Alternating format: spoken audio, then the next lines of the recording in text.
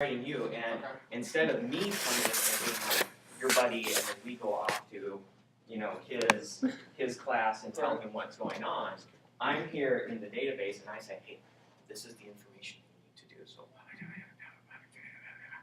and then you go out by yourself and you go and do that, and you know, you're communicating that. So I'm the object. I'm sitting here in the database just chilling.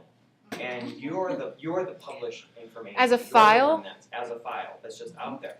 Whereas, say, in 2 weeks, we find out. What kind of file? Any kind of file? Any kind of. Okay. Well, it'd be a file that probably is in XML and it's probably in a certain format that's appropriate for this database and. Okay.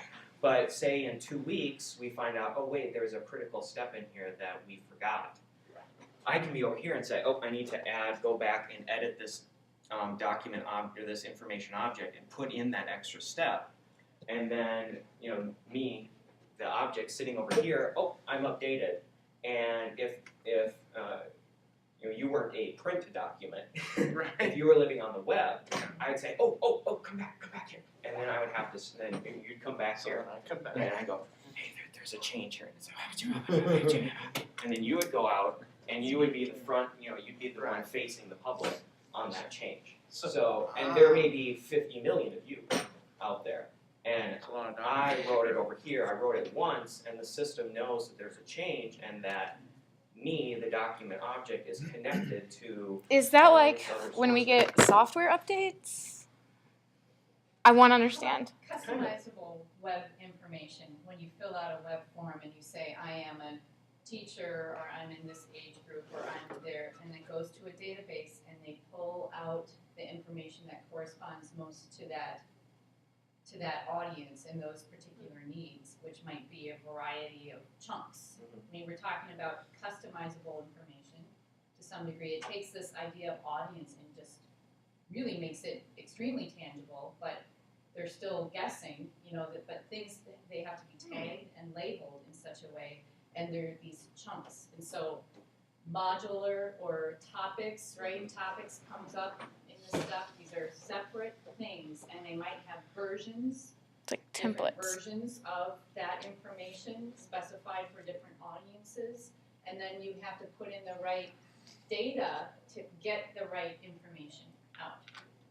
So another example would be Medtronic, and so I'm happy that guy couldn't come.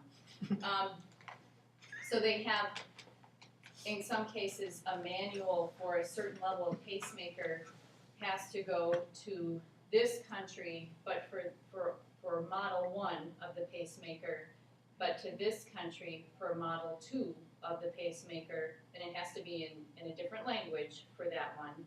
And this country over here is going to need documentation for models 1, 2, and 3. So it's customized information, but Medtronic has to do all of the work of creating the different modules, the different versions of the information appropriate for each level.